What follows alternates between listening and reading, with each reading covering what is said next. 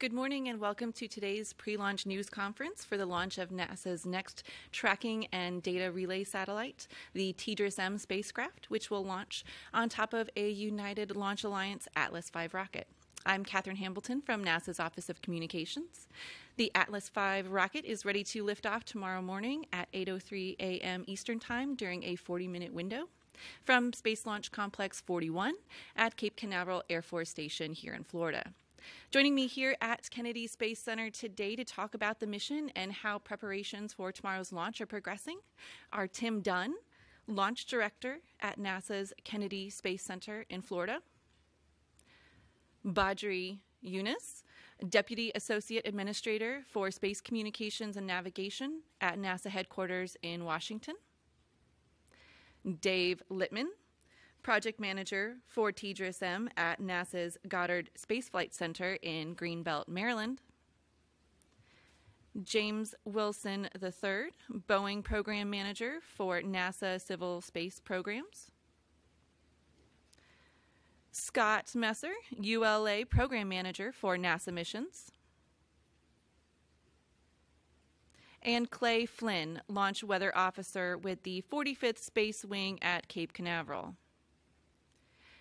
After opening comments, we'll take your questions. For those on the phone, please press *1 at any time to be entered into the queue for questions. Tim, would you start us off? Thank you, Catherine. Well, welcome and good morning. I'm proud to be here today representing the women and men of NASA's Launch Services Program, and I'm thrilled to be the launch director for the TDRS-M mission. Working alongside our United Launch Alliance colleagues, the engineers and analysts of NASA LSP take great pride in launching the next satellite in the TDRS constellation. NASA has a terrific record flying on Atlas V. We've successfully launched 14 missions on this magnificent rocket. Missions to Pluto, Jupiter, the Moon, the Sun, the radiation belts, 3 spacecraft to Mars, the asteroid Bennu, as well as 2 previous TDRS spacecraft. TDRS-M will be the 15th NASA mission on Atlas V and the 72nd Atlas V mission overall. TDRS-M will launch on an Atlas V 401 configuration vehicle from Space Launch Complex 41, affectionately known as Slick 41.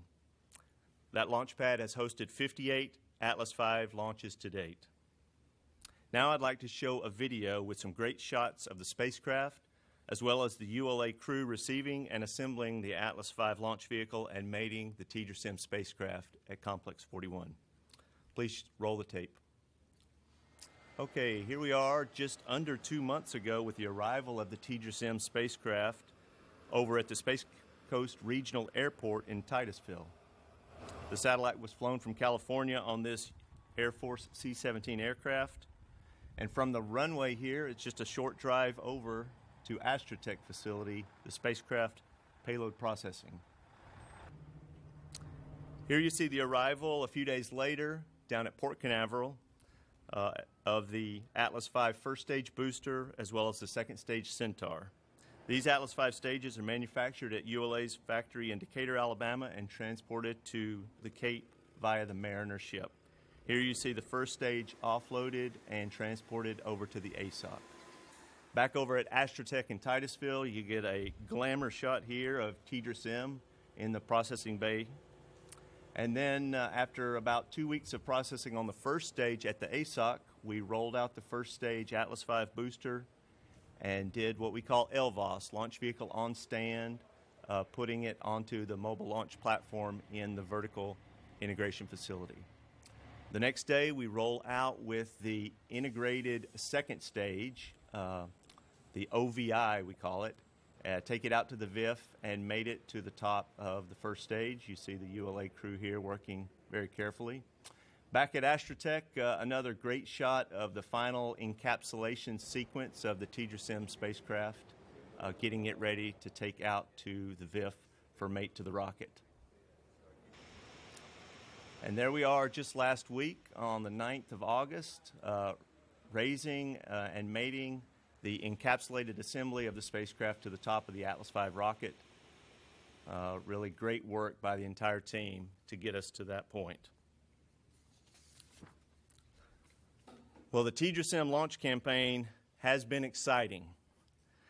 We encountered an incident during processing over at Astrotech that delayed us. We had planned on launching around the first part of August, and I want to say that the team did an incredible job to get us back on track after that. I would like to point out in particular the Air Force working with the range here at the Eastern Range, as well as United Launch Alliance working their manifest, were able to fit us back into a very busy range schedule during the month of August. So it's really great within our launch community when we can all come together and help each other out. So I would like to reach out to our colleagues over at SpaceX, as well as the folks that are working the Minotaur 4 launch, because earlier this week there was a SpaceX launch, and later next week there will be a Minotaur 4 ORS-5 launch from the Cape. Both missions really did some accommodation to fit us in to enable an opportunity for us to launch tomorrow. So in the past week, since we did spacecraft mate, the Atlas V team has been busy with a lot of launch preps. Last Friday, we performed the integrated systems test between the spacecraft and rocket, and the combined NASA and ULA launch team held our flight readiness review, where we assessed all processing and pre-launch preps for the mission. Earlier this week, on Tuesday morning, we conducted the launch readiness review for the mission. Senior managers from NASA KSC, NASA Goddard Space Flight Center, NASA headquarters, as well as United Launch Alliance and the Air Force assessed all phases of the mission to enable us to proceed with launch tomorrow. On Tuesday afternoon, we did our mission dress rehearsal. We exercised and prepared the entire team for launch. Yesterday, we began our final launch preps at 9 a.m. Eastern Time when we rolled the Atlas V on its mobile launch platform out of the VIF about a quarter mile to the north to the launch pad.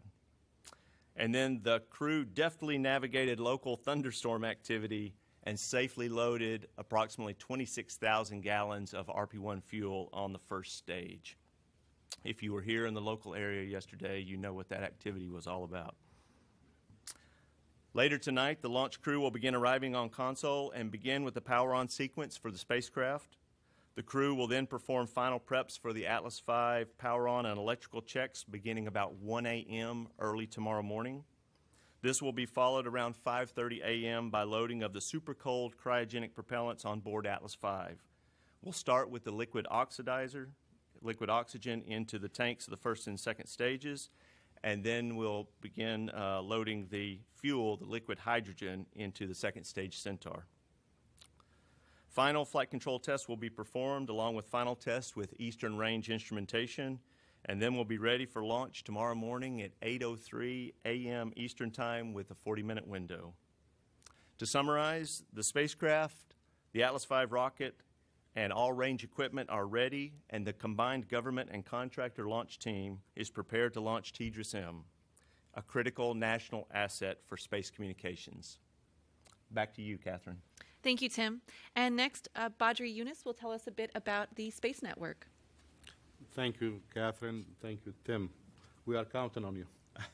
Thank you. Hopefully, by this time tomorrow, we'll all be celebrating the successful launch of TDRS-M, the new addition to the SCAN family.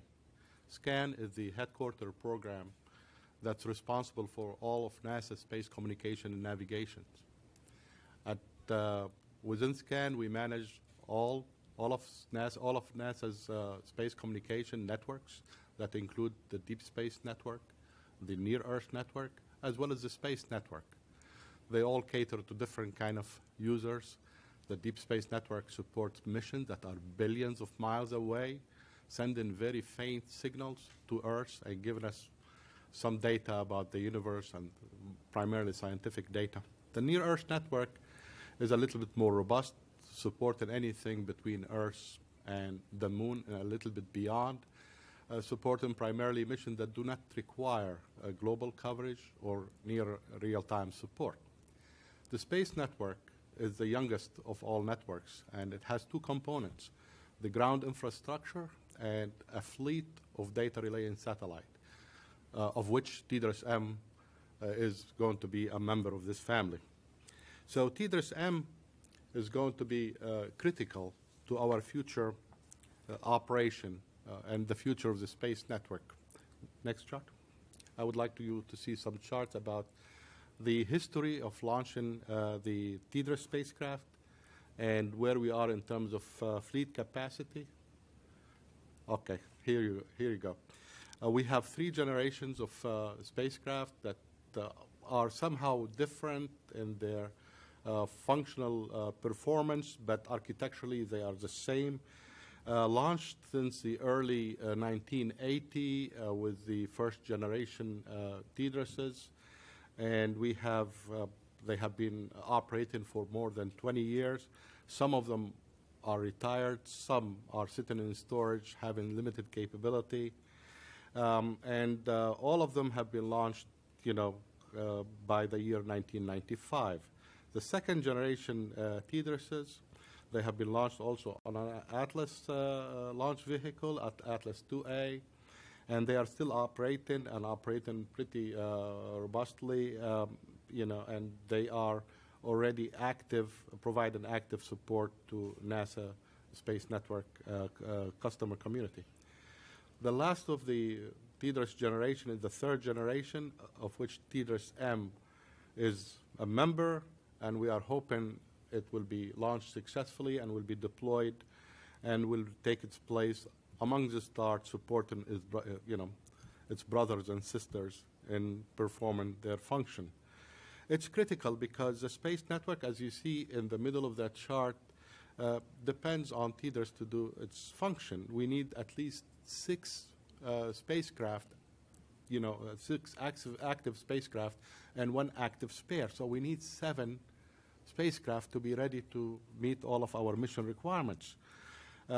We have most of the first generation will have been retired and sent to a supersync orbit where we retire our spacecraft, and we may have some residual capability. So TDRS-M is so critical. Without any undue pressure, Tim, I definitely need this spacecraft. That's no pressure.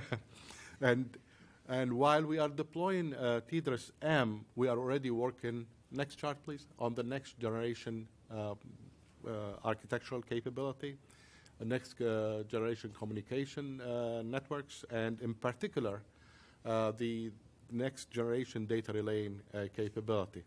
Over the past few years, NASA has been investing very heavily in transformational technology, such as optical communication, quantum entanglement, smart radios and cognitive radios, as well as robust communication systems. We are working toward an architecture where we have more robustness and where the users and the are communicating robustly through a data relay satellite or sending their data directly to their mission operations center, but having the flexibility to go anywhere where you have a channel available and to provide them optimum support. We are working with other government entities to build similar capabilities and will build into the same standards, as well as we are working with the commercial sector to adopt these standards and to adopt the technology to provide seamless, interoperable environment to our users in the future. NASA is working very heavily to this endeavor, and we have declared the next decade to be the decade of light, as we intend to light up the communication highways all over, the solar system. So, next chart. Much of the data you can see at our website that I provide for you to please visit and see the wonderful things we are doing, as well as the technology advances we made. And next chart, please. Last but not least, I'd like to thank Tim and the entire launch services folks, to include ULA and the LSP, and as well as the spacecraft folks, from our project office, the TDRS project office, and the Boeing, for a wonderful job they have done. We are keeping our fingers crossed, but great folks, and thousands of hours, have gone into it to get us where we are now tomorrow we expect it to be a successful day, and we are going to have a major celebration by the end of the day. Thank you. Thank you. And next, Dave Littman will tell us more about TDRS itself. Thank you, Catherine. Thank you, Tim and Badri. It's really great to be here again, back down at the Cape for another launch of TDRS. We were here a couple of years ago for the launch of TDRS K and L, as Badri mentioned, 2013, 2014. So it's been a couple of years, but those were great launches. They are operating very well in the Space Network.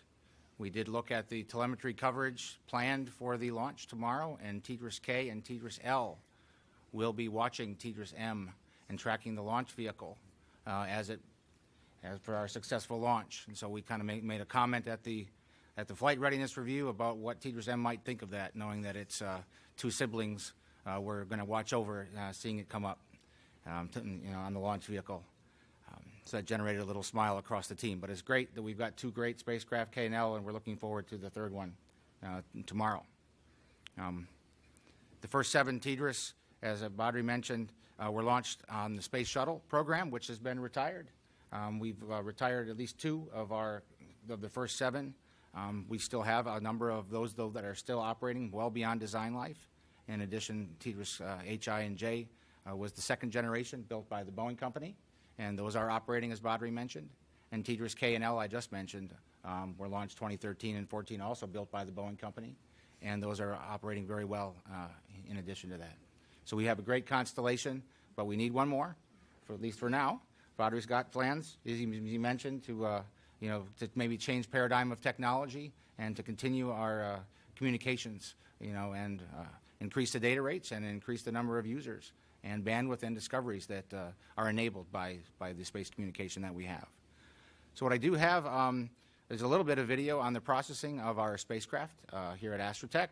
Some of it there may be a little bit of an overlay here, but this is the spacecraft arriving, as Tim mentioned here, June 23rd, and it's taken off the spacecraft, put on a land-all trailer, and taken over to Astrotech, where we process the spacecraft. It's in this container, it's shipped, and I think what you'll see here is them lifting the cover off of the transport container, and the spacecraft is shipped, and it's horizontal. It's on a strong back. From when we were from there we raise it to a vertical position, and where we put it onto our fueling stand, and that is where our processing takes place. You'll see this here. We did encounter one issue here, which we worked through, and following getting through that activity that Tim mentioned, we were ready to kind of move to a transport condition, and you can see the encapsulation here. You saw that a little bit of this on Tim's video. What folks will tell me, though, is the engineers that have spent years and thousands of hours building the spacecraft, this is the last time they physically are able to see it. The next time we will see it is on orbit through our displays in mission control. This is the spacecraft, and it's in an encapsulated state, and then it's being lifted up here on a crane and put onto the transport vehicle, where it is taken to the VIF, and that you saw Tim showed them the lift and mate. Once we launch, we have a second little video to come up here. Once we separate from the Atlas vehicle, we go through a series of orbit raising activities. Here we can see that we're spinning about 5 RPMs per second, and then we're released. And the first thing we do is we unfurl our antennas, and then we raise our orbit. We have 5 apogee burns where we raise our orbit to geosynchronous orbit. And once we are raised, then we start our deployments. And here's our north solar wing. Then we deploy our SA antennas, the large reflectors. From there, we deploy our south solar wing. And then out come our Omni antenna and the space-to-ground link antenna. From there, we have a full spacecraft, and it takes about 3 to 4 months following deployments for us to fully characterize the spacecraft and to show that it will meet mission requirements and provide the RF performance that is needed to support our users. That activity is done over at the White Sands Complex, and then after acceptance of the spacecraft from the Boeing company, then it is turned over to our sister organization, the Space Network, to operate the vehicle. It becomes a member of our constellation. Thank you. Next, James Wilson III will talk a little bit about Boeing's role in the TDRS. Thanks, Catherine. It is truly an honor to be here representing the Boeing company and the TDRS team. There are thousands of people behind me who have supported this program to bring us to this point. You know, it's really exciting to be up here as part of this panel, see the teamwork of folks, our partnership with NASA, partnership with ULA, that really brings this incredible sense of pride in our national asset, pride in what we're doing, and it really brings smiles to our faces when we get together and talk about the things that we do. It really brings everyone excitement. It's a long time getting here. Once the contract is signed, we go through an extensive design period. We integrate the satellite, we test it, and then bring it to launch site. But we're not done. As Dave showed in the previous video, there's several months of on-orbit test. And so there's quite a bit of activity that will follow launch. It's an exciting time for us to go through this activity. But there's an entire mission team awaiting to catch that satellite somewhere over India and take it on the rest of its way to its final orbit. This is the sixth satellite that Boeing has delivered to NASA for TDRS. And we've been the exclusive provider of TDRS satellites since 1995. That is an incredible feat. Boeing has enjoyed the relationship with NASA, and the continued relationship, I think, will be good for both entities. It's important to know, though, that TDRS-M, this satellite, represents the last of our 601 fleet. The 601s were first launched in 1992, and now here in 2017 we launched the last one. I started out on 601s when I was a young engineer. We'll see some pictures in high bay, and it's incredibly exciting for me as an engineer, now as a manager, to have gone through that and see the final launch. As I said, we have an excellent team in place with NASA and ULA, and we look forward to continuing our relationship with you guys. Now, I also have a video, and we can take a look at what it looks like to build and test satellites in our factory. So we roll the tape. So here we're going to go through a little bit of a high bay tour, which we call the factory, and walk you through some of the things that TDRS has gone through. So here we are. We're sitting on the end of an end bell, and the satellite is prepped for spacecraft thermal vac. We put it in a very large chamber. You can see it being lifted up there. And in this chamber, we simulate the space environment. We pump down to a vacuum. We heat it. We cool it. We make sure that the spacecraft systems can preserve itself. And then we go over to vibration. And vibration, we simulate what it's like to ride on the rocket. And you can see in the video that the antennas are shaking pretty good there. We simulate all the different axes that the spacecraft will see and make sure that it's structurally sound and ready to go into flight. We put it on what we call a rollover fixture, and it sits on some air pads, and it allows us to move it around in the factory. We do our deployments, and we simulate the exercise, all the appendages that will come out in flight, like Dave showed in the previous video. And then, of course, once it's all buttoned up, we put it on its adapter and attach the clamp band, and then put it in the container. And so here you see us rolling into the containerization room. It takes quite a bit of people to watch all the pieces, make sure we go through the doors properly, and make sure that we lift it properly. And so here we are lifting the spacecraft from its four corners, and they'll move it onto the container and, again, reattach it. And you can see the guys very carefully making sure that we're perfectly precise in our attachment and making sure that we have all the proper torques. And then we roll it over and secure it for transport to the launch site. For extra safe measure, we put a Mylar cover over it to make sure that there's no dust or condensation that could perhaps get on the spacecraft. And then we put a very heavy cover on the top of the container. And you can see the guys there being very careful to make sure that we align it properly before bringing it down. Attach the clamps, and we are ready to go on a trailer. So we roll the semi-truck in, lift it up, and hopefully you're getting a sense of how big this is. This is quite a large device, and I can imagine what the people are thinking on the freeway as they see it roll down the road. What could possibly be in that thing? Little do they know it is a beautiful spacecraft ready for launch. So you know, it's just an incredible time for us. It's a brief moment of launch that we see this bright flame in the sky. But you know, for me, this is a very exciting time to know that, you know, I started off on 601s. I remember walking through the high bay and getting my first tour on my interview, and I asked the guy that was walking me through, "What am I going to do every day?" And he pointed to a guy that was standing in the middle of a satellite with just his leg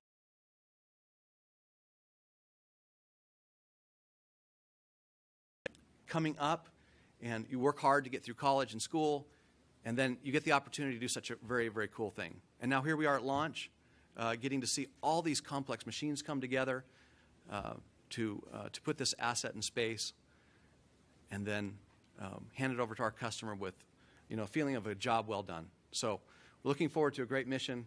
Go Atlas. Go TDRS-M. Thank you. Next, we'll hear from James Wilson III to talk a little bit about launch preparations for Atlas and what to expect during launch. Well, if you want me to Scott do it Messer, again, sorry. I'm sorry about that. To Scott Messer from ULA.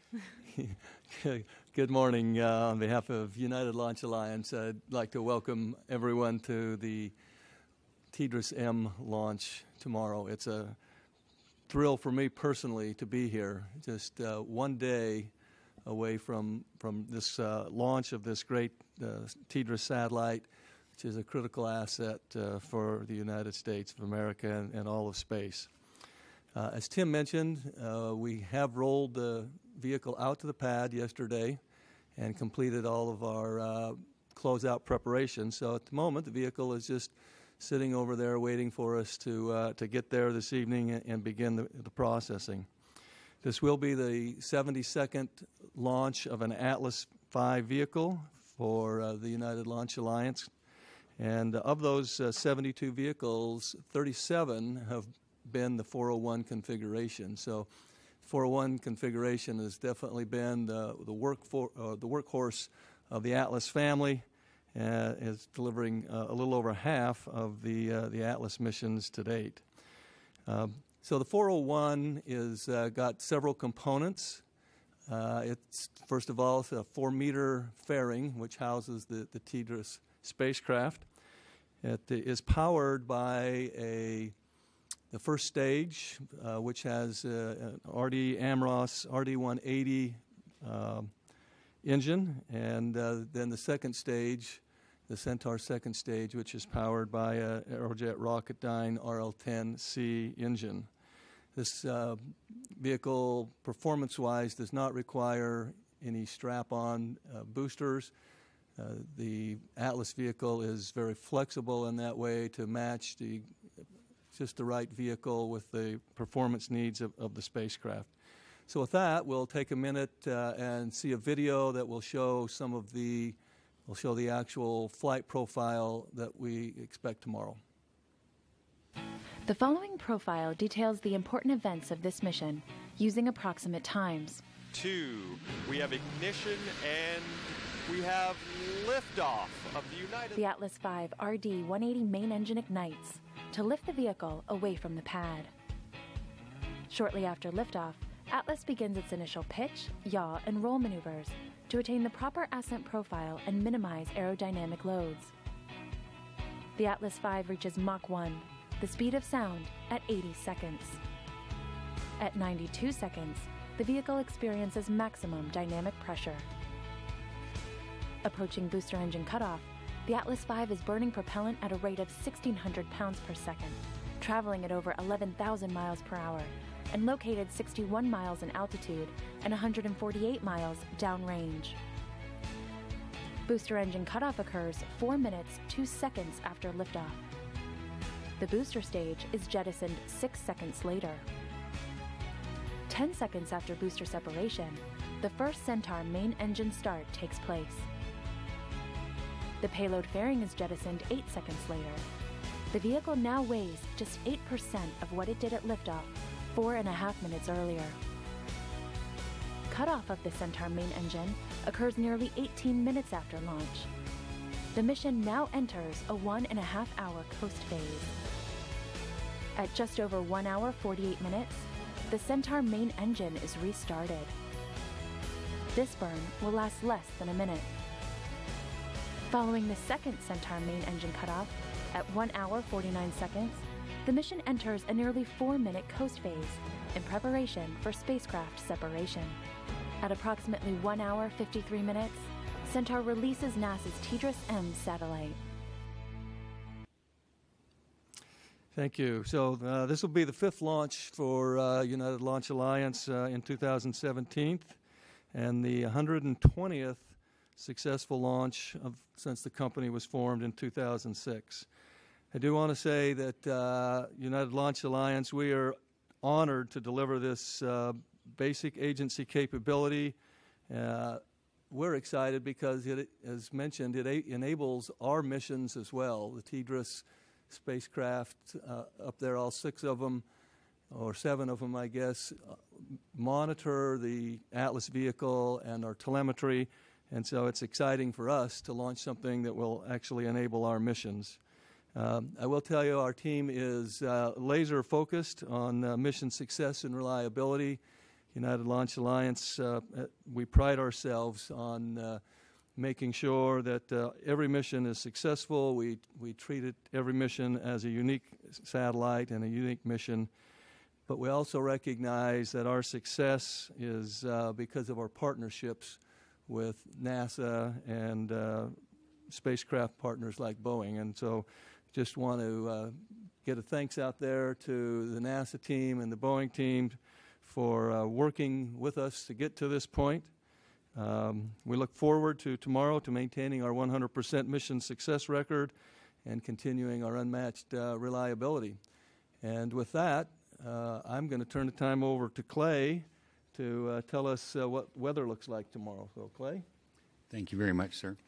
The weather is favorable for tomorrow's count. The high-pressure axis is suppressed to the south.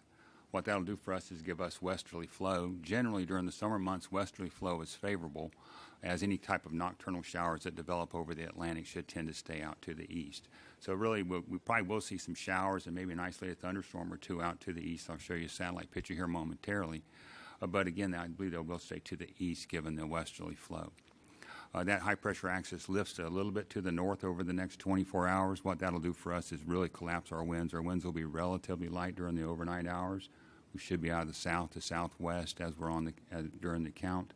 By the time we get to near T0, we should be gusting out of the southwest, gusting to about 12 knots. That's well below the liftoff constraint, so really pretty favorable conditions during the overnight hours. If I could have the satellite picture brought up, please. As I was mentioning, if you look out to the east of the peninsula, there is a surface feature, a surface trough there, and you can see the clouds and showers, and there are some isolated thunderstorms out there.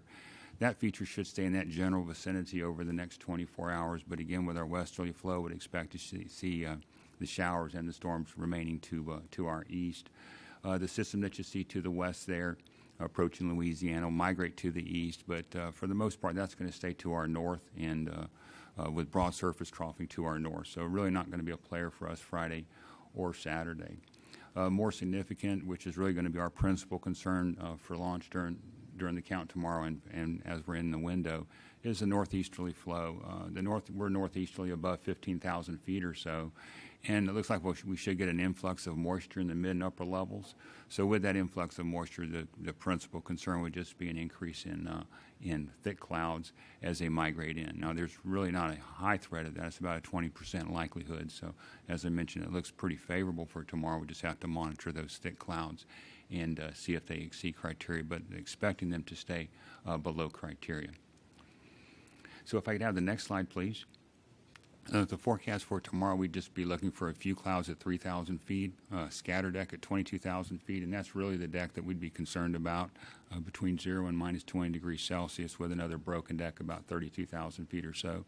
Should have good visibility. It's going to be warm. Temperature should be about 80 to 81 when we hit liftoff tomorrow, with a 20% chance of violation. And as I mentioned, that's the thick cloud rule violation we'd be concerned with that we'll be monitoring. Next slide, please. Should we delay for a 24-hour delay?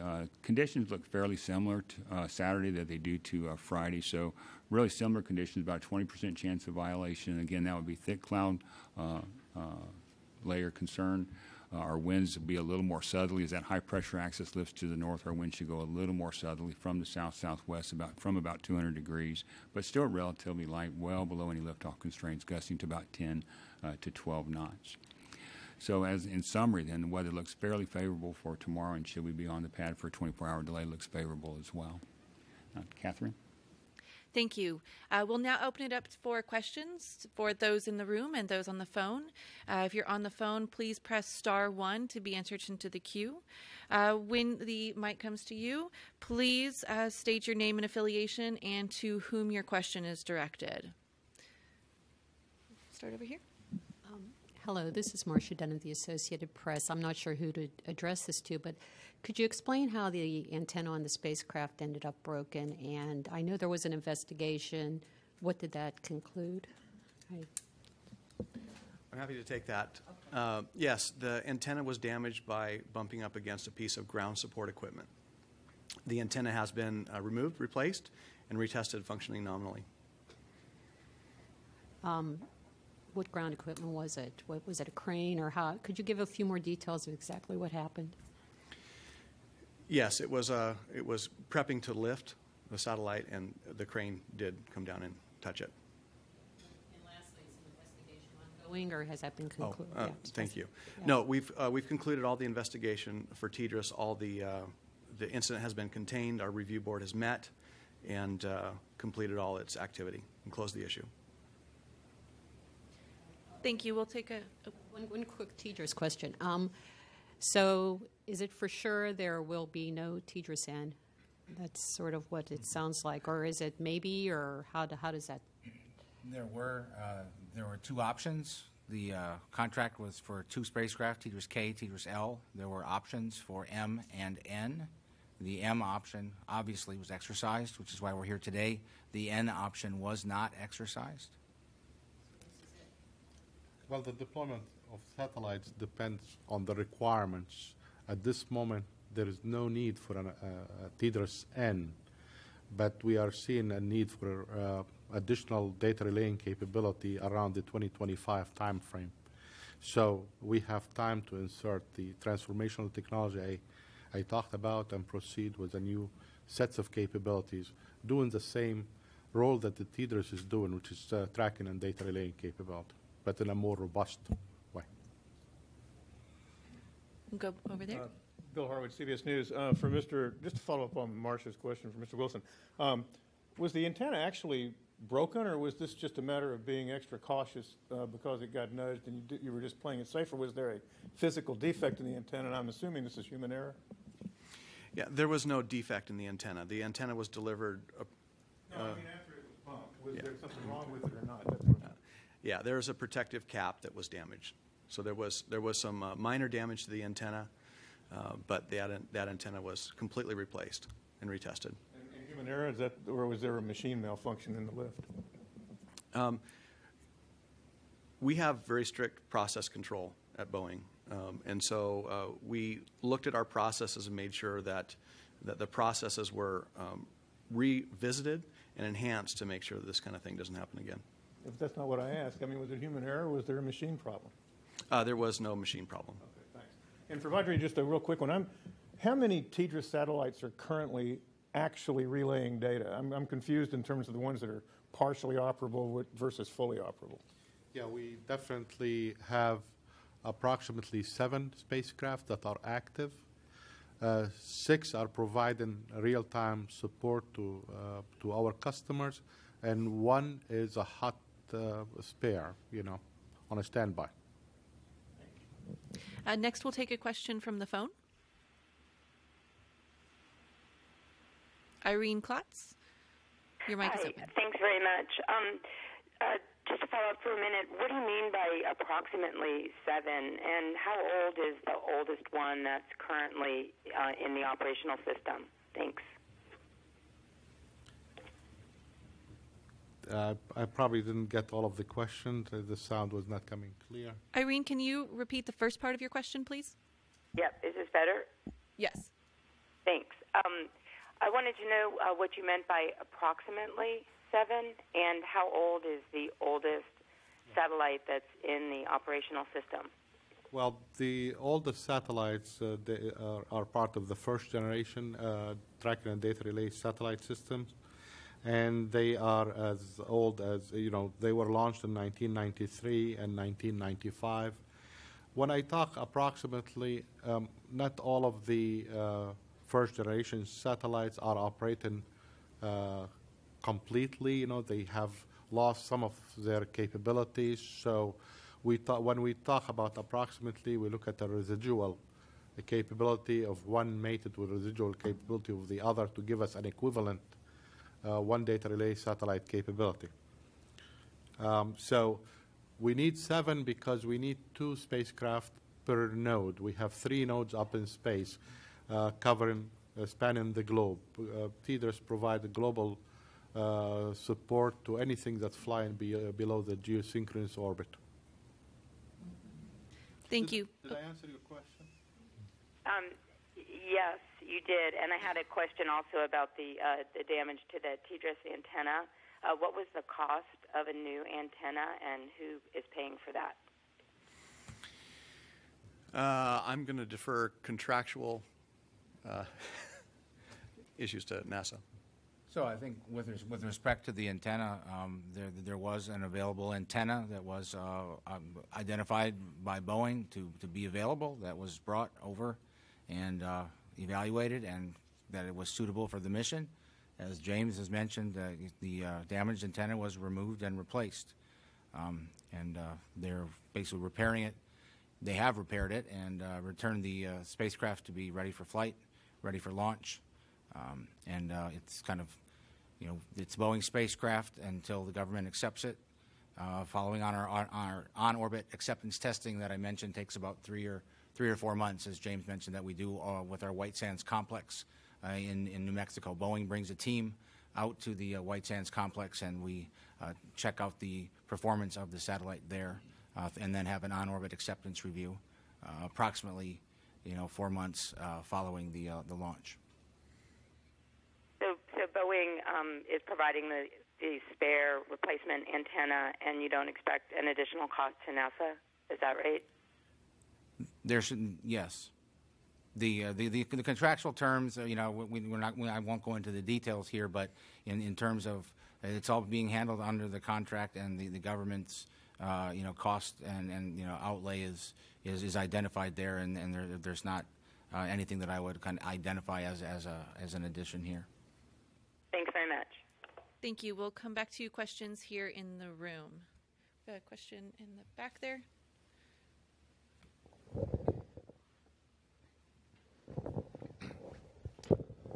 Hi, Emery Kelly with Florida Today. James, I think both of these might be for you. In regards to the antenna, what does that antenna do? And is there a specific date in mind for when you would like this active? When I would like the antenna active? Or the whole satellite ready to go. Okay. Great. Well, really good question. What does the antenna do that was damaged? It actually has a pretty short lifespan for its nominal use. This is an omnidirectional antenna that provides hemispherical coverage for the forward part of the spacecraft. So when the spacecraft is in what we call transfer orbit, let me define what transfer orbit is. After the rocket drops us off, like I said, over India, it's on a path to get to GEO, but it's not there yet. If we left it alone, it wouldn't get to GEO by itself. And so we do what's called a transfer orbit, and we use a 100-pound engine that's on the base of the satellite to orbit raise up to geosynchronous orbit. All right, so during that time, it's about 8 days that we're doing these burns. So during this time, the satellite is not pointed at the Earth at all times. And a lot of the times when we're doing our burns, it's pointed orthogonal to the Earth. And so during that time, the antenna is able to broadcast toward the Earth. And we're able to receive the telemetry on the ground, send up our commands, and do its job. And so really, it has somewhat of a short lifespan. If for some reason the satellite had some trouble during its nominal time when the spacecraft is pointed at the Earth, That antenna is a backup for us to be able to communicate with it in case the satellite got into an orientation that was not predictable. And we have two of these antennas. There's actually one on the aft part of the spacecraft and one on the forward. So we have nearly 4 pi coverage. Nearly spherical coverage where we can get commands into the spacecraft and get telemetry out so we can effectively communicate with the satellite. That hit it? Great. Thank you. We'll go up here in the front now. Hi, Ken Kramer, Universe Today, Northeast Astronomy Forum. A couple of questions. One, quick for Tim Dunn. First of all of you, good luck tomorrow. Can you tell us what's the scrub possibilities if we don't launch on the 18th and 19th? What is it beyond that? And for the NASA gentleman, talk about the capabilities you want to develop in the future with the laser communication. What is it going to get us that we don't have now, and why do we need it? Thank you. And the breadth of satellites that you're currently serving with TDRS. Tell us about that. Thanks. Well, thanks, Ken. You could tell I was kind of lonesome down here because James and Dave were taking all the questions. So we obviously have tomorrow as our first attempt secured on the range, as well as a backup opportunity on Saturday the 19th. As the range currently stands today, we would then need to stand down for most of next week to allow Minotaur 4 to launch next Friday evening. They have, they're somewhat new to the range, don't launch from here very often, so they are using a lot of Eastern Range resources next week. So should they stay on track, we would not have a launch opportunity next week. We would come in behind them the following next weekend, or likely early the week of the 28th of August for our next attempt. However, as is usual, if we weren't able to get off on Friday or Saturday, we would certainly petition the Eastern Range. Are there any other opportunities? How are your other customers doing? Would they be able to accommodate a third attempt for us on Sunday, possibly staying down on Sunday? So a lot of that type of negotiation takes place in the event of multiple scrubs. If I could just add to that, so the Atlas vehicle has a 97% demonstrated ability to get off on the first attempt once we've gotten to this point. So while it's possible we may have to do what Tim just said, we think the probabilities are very good that we'll get off in the 2 days we have. Okay. First, let me start with the customers that do use the tracking and data relay satellite system. We are talking about a number of these customers. They vary from a human space flight to science missions. Anything that requires low latency because of the ability of TDRS to relay in near real time the data back to Earth. So again, the main beneficiary is the human space flight, the contact with the space station, the astronaut, the video conferencing that take place, and the regular communications taking place with the International Space Station, with the astronaut, as well as the scientific experiments that are being conducted there. The TDRS provides two types of services. One is single access and the other multiple access. The single access allows us to go up in data rate to the 300, and now we are testing and implementing a 600 megabit per second, and in a couple of years we'll have 1.2 gigabit per second. And we are evolving the capabilities as the requirements are evolving. And we also have a multiple access. Multiple access allows us to provide, to stay in contact with our science mission, like a 911 call if the mission has any issue or problem, needs to do something. So it sends a message back to the Mission Control Center to get that kind of service done. So it's low data rate. In addition to that, we do support other science missions like the Hubble, all of the beautiful images that you are getting from deep space, where all of the galaxies that we are discovering and we are seeing is brought to you thanks to TDRS. Now, going into, and TDRS is a concept that evolved during the 1970s. The technology relied on what was there, whatever was there in the 80s and the 90s and so on. It architecturally did not evolve that much. In the meantime, So it did not benefit from advances in technology. In the meantime, NASA, as well as other government agencies, have been working on evolving the technology. So we got into laser communications. Optical communication demonstrated great potential on the ground. Long haul communication now, every home now is kind of serviced via optical fibers on the ground. So the same concept we are taking to space, the ability to have much larger bandwidths to support much higher data rate for the same weight and volume and power requirements. So the optical communication does reduce the burden on the user. It gives you, an equivalent of up to 2 order magnitude in performance for the same volume and power and mass requirements. So that's where we are going. We've demonstrated the technology. Recently, a few years back, actually, 5 years ago, 4 and some, to be precise, we flew a mission to the moon called LADEE. And on that LADEE, we had a laser demonstration. We were able to transmit a signal from the moon to Earth at 622 megabits per second from the moon to here, with limited capability, small aperture on the ground as well as in space. So the technology now, we continue to evolve it. We have the second generation optical laser capabilities that will be deployed in the next generation data relay satellite. The beauty about laser communication, the laser beam is pretty thin, pretty small, pixel, thin. So it provides some level of security. On top of that, we are working on quantum entanglement and quantum key distribution to allow us even maximum security. Beyond the security aspect, you are talking about, and the large bandwidths, you are talking about the fact that laser communication and optical communication operating in a wavelengths that's not regulated by regulatory agencies. Presently, we have a problem if you are to go from government to non-government, near Earth to deep space. You have to use different spectrum. So a spacecraft that needs to go from one place to the other will need to have multiple payloads. And by having so many payloads on board, you are taking room and space that could be occupied by other scientific instruments. You could be collecting more science.